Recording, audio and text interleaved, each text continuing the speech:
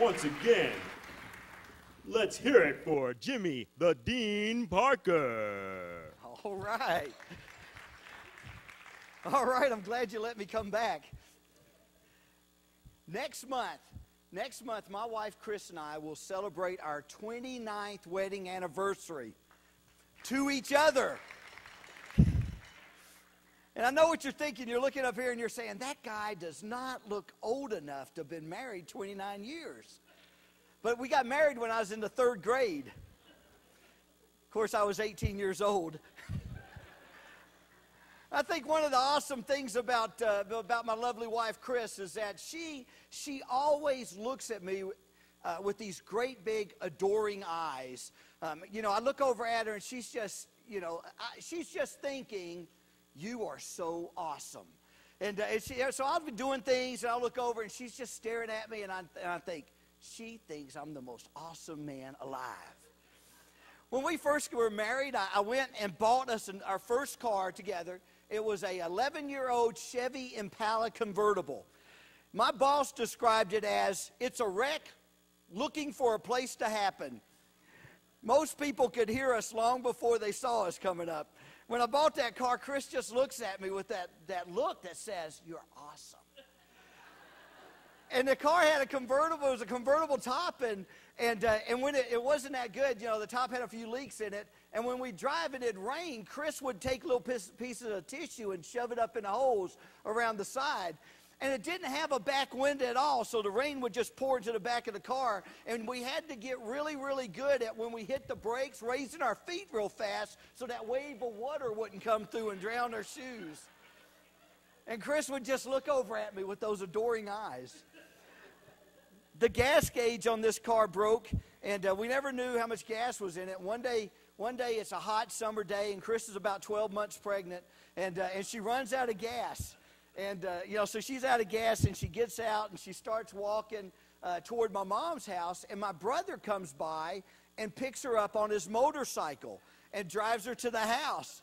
And they get home, and my mom has a fit. And so she gets on the phone, and she calls me, and she's yelling at me, and she says, my daughter-in-law and my grandchild had to ride on the back of a motorcycle. And I thought, Chris got to ride a motorcycle?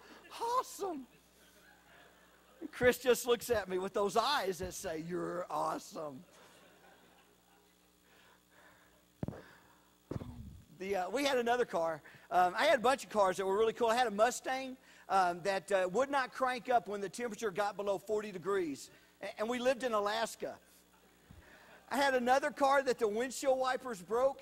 So I picked up a squeegee from the gas station, and when it rained, I'd stick my hand out the window and do this so we could see. I had another car. I had a Fiat. It was really cool, and it didn't have a lot going for it either. And we're driving it one day, and I looked down, and the oil pressure gauge had broke, and it was stuck on 0. So I looked down, and I'd seen a lot of airplane movies when they had those cool gauges, and the dudes would always reach down and tap it, and it would fix. Well, I tapped it a couple times and nothing happened. It stayed at 0. So the next thing is I pounded on it, because that's the way I fix stuff. So I pounded on it, and it still stayed at 0. And I thought, man, when I get home, I got to go find me a new oil pressure gauge for this. Then I discovered the oil pressure gauge worked fine. There was no oil in the car. And I discovered it because the piston shot through the block. And Chris just looks over at me with those big adoring eyes. One day I was out and I was working on another car, and I couldn't get this bolt to break free. And so I'm out there, and it's kind of hot, and I'm working on it, and the bolt will not come loose, and I'm trying all kinds of different things at different angles, and I'm mad, and I'm huffing and puffing, and Chris would look out every now and then, adoring me like she does, and she'd look out, and I'd look up and smile and get back to work on it, and I spent like 7 hours working on this bolt, and I couldn't get it loose, and I'm throwing my tools and stomping, and I finally blamed everything on the tools. And I said, hon, I need new tools. So we jumped in the car and we drove and got me a brand new set of Craftsman hand tools. It was awesome. So we get home, I popped a hood on that car, I jump in there with my brand spanking new Craftsman hand tools, and whoop, whoop, whoop, had that bolt off in 2 minutes. Because for the last 7 hours I'd been turning it the wrong way. Chris looking at me. You are awesome. Then I discovered that Chris wasn't raised in the South. I kind of already knew it. It just dawned on me. Chris wasn't raised in the South, and she wasn't blessed with this whole list of really cool Southern sayings. She didn't know cute as a bug in a rug. She didn't know tie my face to the side of a pig and roll me in the mud.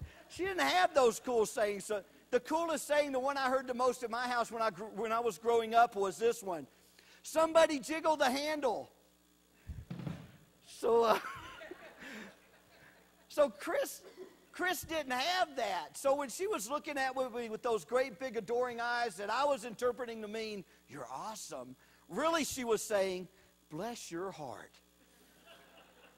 Now listen, I heard bless your heart all the time when I was growing up. I'd hang out, I'd be doing things around my mom and my aunts, and I'd do something, and I'd see them, they'd look over at me and go, bless his heart.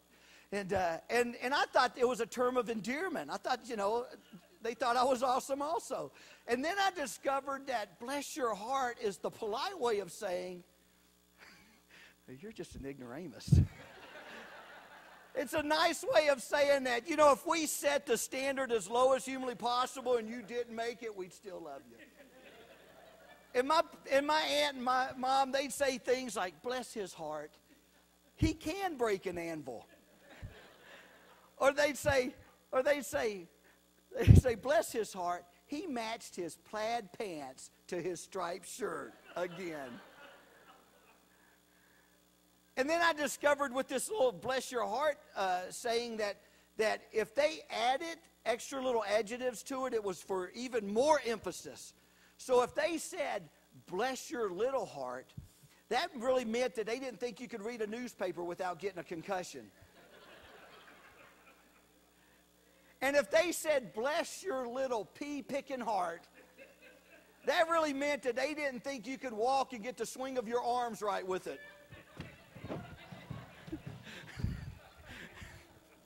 So the lovely Miss Chris didn't have all those cool colloquialisms. She just had this look.